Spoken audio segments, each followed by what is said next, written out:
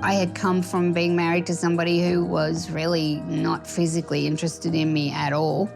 And here was this guy, he was very sexual and a great lover. And I appealed to him. That made me feel great. Eventually, Brooklin introduces her sons to Paul.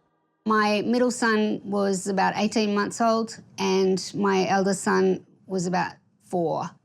And he got along great with them, and he was happy to play with them and spend time with them, and so they thought he was great. For 6 months, the four are spending all of their weekend time together. Eventually, work intervenes, and Paul says he has to focus on some business matters.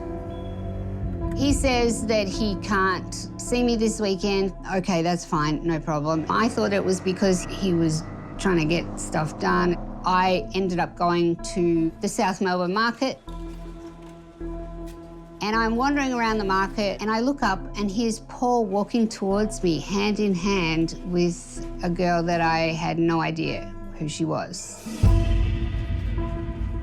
And he couldn't get her to let go of his hand fast enough.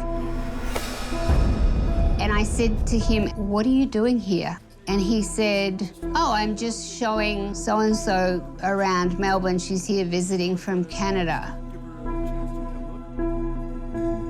And I couldn't even think at that point. Like, I couldn't think of anything to say. I was left standing there like an idiot, in shock. And when I finally got to ask him about it, his explanation was, "Oh, I was holding her hand because she was scared." She was scared.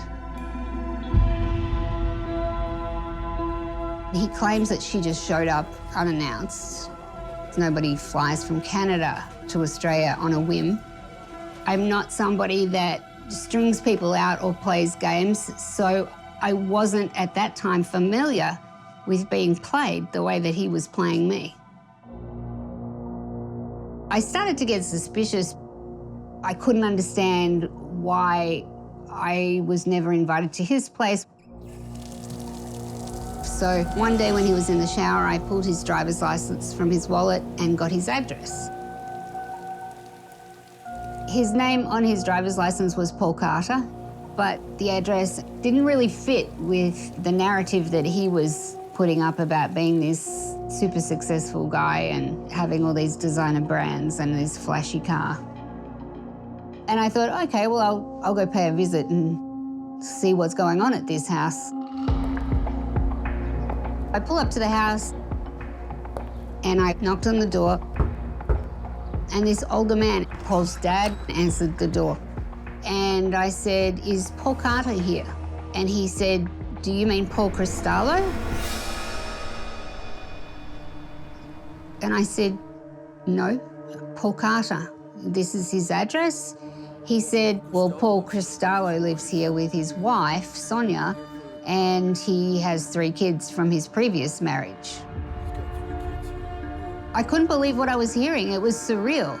I have 2 little boys who are becoming quite attached to him. And there was a sideboard just inside the door, and it had all these photos from their wedding, the pictures of the kids, pictures of his wife.